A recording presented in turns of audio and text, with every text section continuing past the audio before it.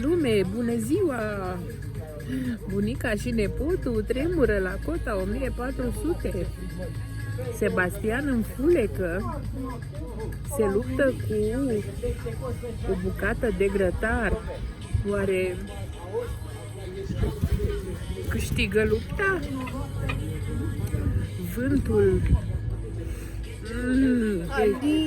adie, bate, nu adie. Așa?